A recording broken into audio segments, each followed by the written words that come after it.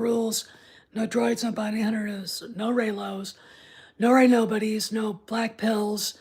Uh, you know, we're talking and we're not going to have any bullshit. Anyway, wasn't really meaning to go live today, but thought I might. And then I noticed something changed on the leadership page at Lucasfilm. A lady named Vicky Dobbs Beck left after 34 years. Now, this is not surprising. Her departure was going to happen. Here's the deal. If you've been watching closely different things like this, the pictures change, and her picture went from one to another, all right? And at the same time as Kennedy, so I thought, is she leaving too? Now, granted, the woman did a lot with ILM. It seems like there are a lot of ILM people on the Lucasfilm leadership board, and they're kind of separate companies. But I wanted you to be aware of it. And no movement on the two that I'm fairly sure are going to end up leaving one way or another. And that would be the token black woman, Rhonda Jort, and Candace Campos, because they were named in the lawsuit filed by Karen McCarthy, right? So I'm like going, okay, we haven't heard about that, right? And we've been talking about transparency, and of course, the more I think about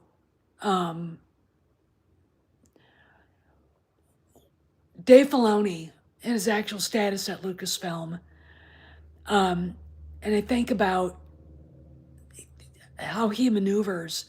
Like, the guy locked his X account. It's like, why, first off, what I'm saying is, to be connected to what the fans want, you don't have to be in the middle of it, right? We're not asking them to call us every day or show up on, X or Twitter, or, anything like that, and make statements about what they're doing or anything. We do ask them, though, to be aware of what we want, all right? We do ask them, though, to be aware of what is needed for the franchise to succeed. That's it, okay? That is it. Really, it's nothing more than that, okay? So, I kind of go,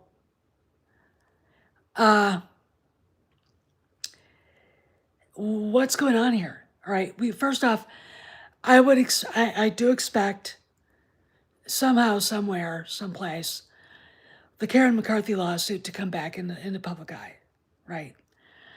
With Kennedy gone, I'm not sure if that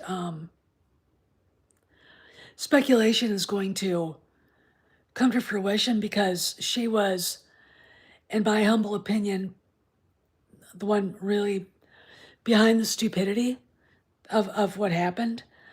And Campos and Jort are still two of her minions. And Campos was the one that wrote McCarthy the email that said she had the job and told her what the deal was for, right? Said, they were going to pay for a car, phones, lodging, which would either be rent an apartment or hotel room, if I remember right, all that other stuff. And Jort and Campos were both named in the lawsuit. And so was the California shell company that was sort of connected to Blue Stockings Limited, which was the shell company that oversaw the acolyte. Now, about, hey, Cross, how you doing? Hey, cool, awesome, good to see you here. That being said, I'm not going to say Vicky Dobbs Beck had anything to do with the woke stuff. But I am going to say when you look at the leadership of Lucasfilm, they don't have a social media guy. I don't see anybody really. They do have some PR people, but I don't think they do a very good job. A good PR person would go up to Dave Filoni and say, boss, we need to talk about this. This is what people are saying. This is what they want. You know, what you gonna do about it? Okay. And I think they're missing that, especially in light of Filoni's insert foot in mouth about Vice Admiral gender studies. It just shows me that he is really disconnected in the same bubble that everybody in that business is, disconnected from the fans. And, you even had Jennifer Lawrence say, we got to stop talking politics. Why? Because people are not going to go to the movies.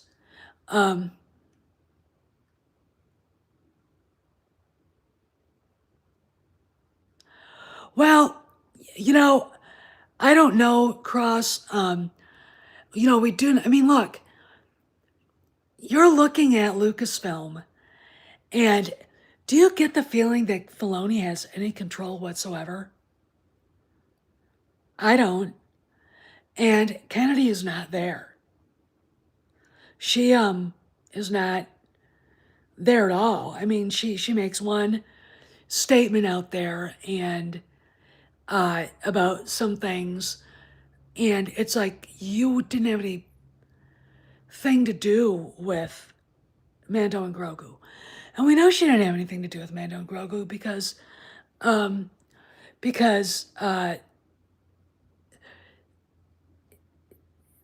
why would they let her anywhere near that? Din Djarin takes off his helmet and he's got lipstick on. Yeah, he's like the face. And he is, the top creative. But somebody above him says yes or no. And when he came out and said that, I'm like, do you realize that you gave Nerdrotic, dweebs and gamers, and the rest of these clowns ammo? This is akin to shooting yourself in the foot. The trailer looks great. But if you want people to go to the movie, don't bring up the sequel trilogy. And, he said something about he wants it to be as big as The Force Awakens. It's like, how about as big as Revenge of the Sith? You could have said that, and people would have been like, or Return of the Jedi. And so we get this, and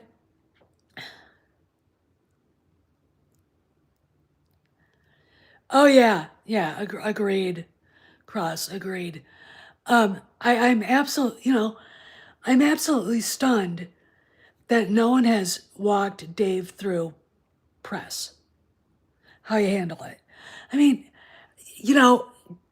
It's not hard. These are the questions they'll ask. This is how you answer them. That's what they do. That's what politicians do. That's what CEOs like Bob Iger does. That's what Josh D'Amaro does, right? That's what James Gorman, who's the chairman of the board of Disney, does, right? They're not, going in there shooting, flying by the seat of their pants. I'll give you a story. I'll give you an example. One day, I walk in to Army's office. I turn on the phones because I had to write down any messages from the night before that came through. And the messages were all full. And they were full of the most vile, vulgar crap I've ever heard. And I hadn't been watching MSNBC and their talk show before they just started to be so left wing you couldn't even, you'd be like, you know. And I didn't watch it that night because I was out to dinner with my husband, my soon to be husband. We weren't engaged then, and so I missed it completely. And I didn't check my messages because the AA, the administration assistant, who's like the step down from chief of staff, but in the district office, which is like the regular congressional office up on Capitol Hill, then there's the majority leader's office. And the chief of staff, Brian Gunderson, ran that. And the guy that ran our office was Galen Barksdale. And I didn't get the phone calls, I didn't get anything warning me, you're going to get slammed today. I'm not going to tell you what the boss said. But imagine it being about a hot button subject right now and having, everybody from Candace Owens to Yasser Arafat wanting to crawl up your ass and scream in your face. That's what it was, and I'm like going, the fuck did he say? So I finally get a chance to actually see a replay of it, and I'm like, oh, warn me, I'll call in sick. It was, but see, the boss went in there flying by the seat of his pants, and he would do that. Dick Armey would do that, all right, and it was fine. We just had to be warned. The Nazis have been awakened, get ready. Okay, so then we not only had that, but there was that huge pro-Israel march up on Capitol Hill where like 1 million people showed up. And there were a group of young Israeli boys running around to each office, thanking all the congressmen that they could find for supporting Israel. And the door bursts open. Now, what they don't understand is there's an alarm under the desk that you can just hit, and the cops will be there. The Capitol Hill cops will be there. They come in, scare the hell out of me, and finally I said, wait a minute, what are you talking about? Because I have my hand on, I'm getting ready to press it. So they told me, I said, well, you're welcome. And then I cautioned them, you need to calm down, all right? We're glad that you appreciated what our boss said, but you're scaring people because you scared me. And they're like, oh, okay, so they went off. Cop shows up, this young, like 25-year-old kid. He's like, where are they? Where are they? And I said, I think they were going up to the fourth. They were going, I think, down to the second. I don't know where they were going because we were on the third floor of the Cannon House office building. So he left, and everybody's standing around going, but see, that's what happens. If you don't talk about what should I say, what shouldn't I say?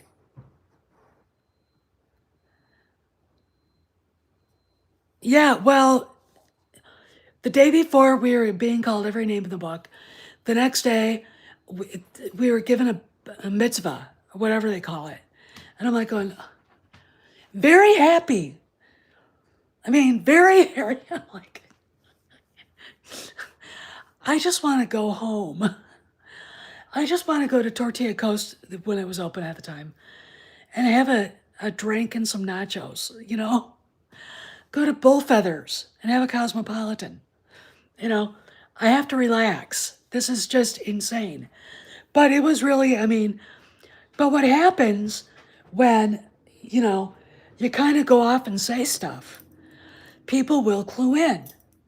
And they will clue in for all the wrong reasons. Now, The mentioning of Vice Admiral gender studies, if I clue into it, I can name 15 different YouTube channels that have clued into it. You know, yeah, that's what it was. Set the vibe down, lower the level. We're with you, okay? But you can't just, you know, you can't just say shit. Now it's easier because somehow it's fractured, but let's talk about Iran and what we're doing over there. Boohoo, the Ayatollah is dead. All right. Son of a bitch has been bugging us for 47 years and killing Americans and others all across the world. It was time for him to go. Okay. Anyway,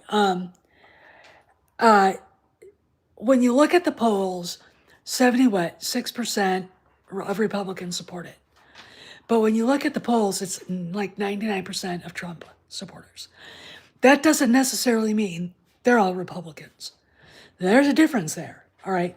So when we go in there and do things, the boss, when he talks about stuff, is addressing those people, right?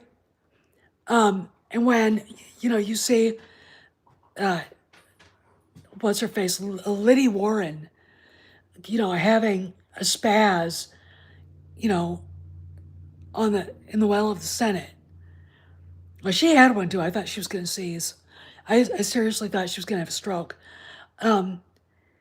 She's not playing to the entire. She's not trying to have a conversation. That's not how they do it. She was trying to inspire crazy shit from her side of the aisle. And after this weekend's No Kinks protest, that it's not very hard to get a bunch of people who should be in insane asylums whooping it up, if you know what I mean, right? So the thing about what's going on with Lucasfilm, and I want to kind of bring it back to this, is here's the deal. They're in a bad place, right? And, I see pretty reasonable fan YouTubers who are like, they're not doing good. They have to do better. And, hey, Hester, how you doing? So you're like, and when you've got Filoni addressing the small majority of wokesters, he's pissing off the majority of the fans, right? And you can't do that.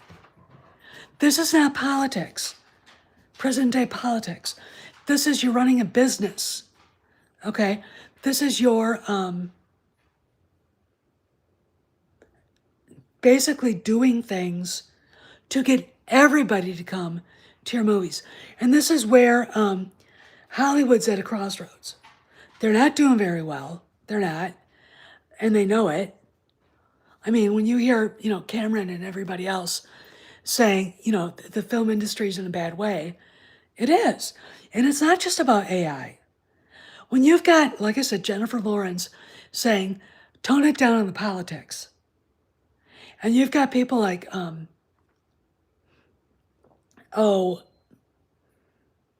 what's his face? Chris Pratt, who's a hardcore Catholic, saying, leave it out. Stop lecturing people. They feel better and more confident saying things out loud. It's harder to be canceled now. And, J-Lo's not a Trump supporter. But she's also smart enough to know, I want to make money. This is my profession, right? When you've got Taylor Sheridan in the TV show, The Madison, having Michelle Pfeiffer's character beat down her woke daughters, It's awesome. Oh yeah, yeah. When you've got Mel Gibson fully welcomed back into the fold, you know, uh, they can't they can't do it much anymore. Um, you know, so when Filoni says something, he is not aware that the fans hate that character. They despise the sequels. Okay, all right, and that's the main thing. Um, what the internet did. I don't know if I'm the only one who called him out on this. And I like Dave. Dave's not an evil person, right? He has to really show himself, like maybe verbally assaulting the fans like Pablo Hidalgo did before I scream, burn the witch, all right? You know, it's little things like that that make you go, is he aware that people hate this? You know? So I gotta go. I've only been on here a short time, I know that, and I've got quite a few people who are sitting here, so maybe I'll stay a little longer till my voice gives out. Um, it's just one of those things where you're like, what has to happen for them to tell the boss not to do that anymore, right? You know, when you've got, it is a witch hunt.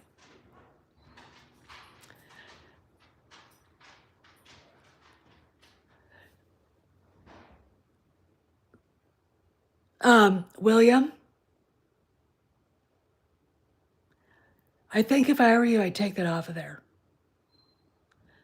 Because you'd have to be retarded to think that that's what that means, okay? Either that or put you in a timeout.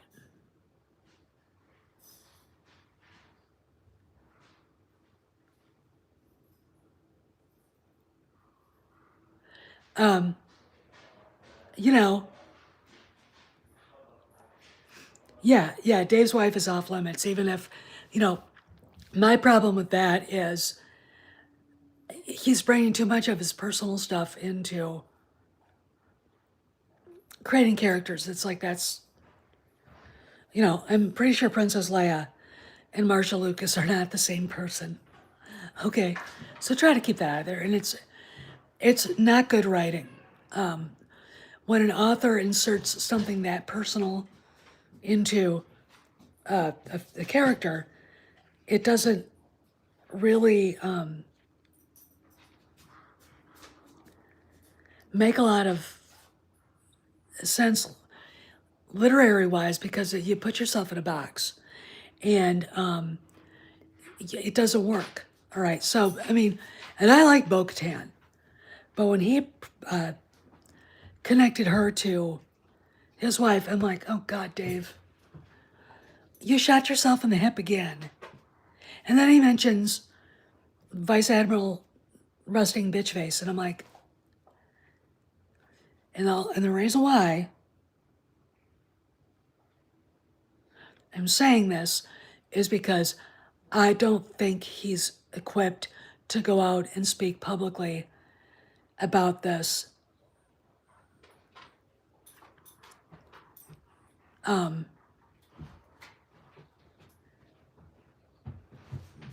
He doesn't understand what the fans want. And if he does have some form of high functioning autism, he might not get it. He might not understand. All right. And that's kind of not a good thing either. I mean, Elon Musk is autistic, but his business is different. Does he have to reach out to people? Yes, he does, but not in the way a filmmaker does.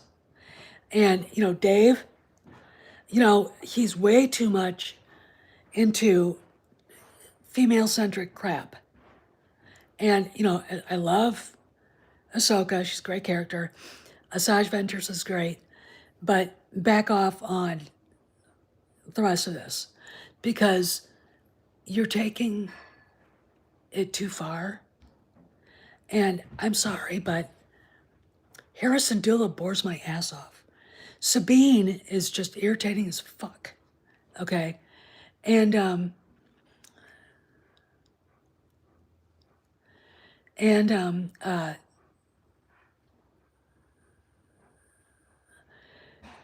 you know, you gotta figure it out. Like, if you look at Ahsoka, yeah, Morgan Elsbeth is a good character. She is. Well written, a good background. But she's also the bad guy, so you can do stuff with her you can't do with a protagonist. And like Sabine is smug, and that's not attractive. People don't like smug women. And I feel like Dave sees that. But when you look at it, it's like, does he see these women as his equal or his superior? And, you know, you can tell a lot about a person in what they paint, what they write, the stories they tell. And I think he looks at the women around him as his superior. And it's like, no, they're your equal. Okay? They're not better than you are. George, that's why Leia and Padme are such great characters. That's why Mon Mothma, when she was first written, was a great character. Tony Gilroy does the same thing. I mean, you know, it makes for lousy TV shows. It makes for lousy storytelling because it's not relatable, in my opinion. I can't relate to it. I can't imagine you guys relating to it. I can't imagine anybody really relating to it because that's not how the world works, right? And that's the problem. That's why he gets criticized, all right? The witches, like the Night Sisters, they're bad guys, all right? They're bad guys. They're not, you know, anti-heroes like Asajj Ventress ends up being an anti-hero. Hey Dave, how you doing? Boba Fett, anti-hero. But they're bad guys and that's fine. Leave it as such, okay? But what's interesting is when you look at what Thrawn does in Ahsoka, the witches, the Great Mothers are his equal partners, not superior to him, not below him. They're all on the same line, right? Pretty cool, right? Now we'll go to Tamara Morrison. I did not want to do the video about him, but I was compelled to, and I want to say this, that Tam was right to say what he said, right to Lucasfilm. Obviously, a lot of people did because they were getting slammed. I mean,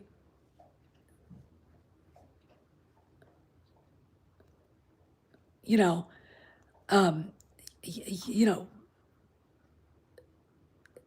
they were getting slammed and they yelled at him. The Kennedy era disrespect for the legacy characters hurts Lucasfilm worse.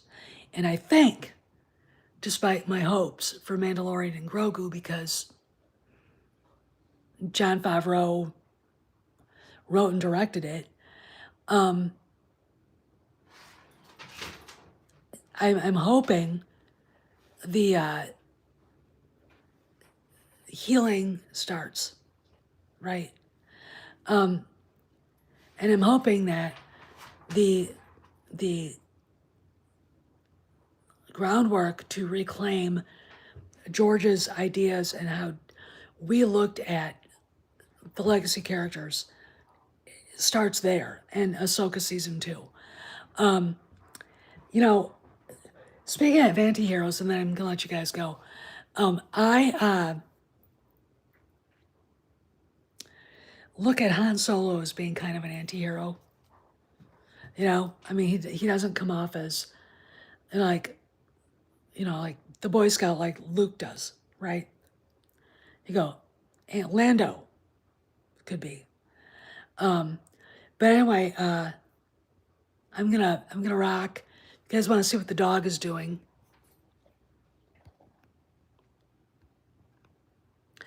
There he is, watching out the window. The house across the street has a Labrador Retriever that he has been monitoring since we walked in. Yes, that's Kojak. The big guy, the big man. Yes, he is. Yes, he is. He's my Loth Wolf. Anyway, okay, guys, I gotta go. And just want to throw this out there. I haven't been live in a while. See you guys around the galaxy.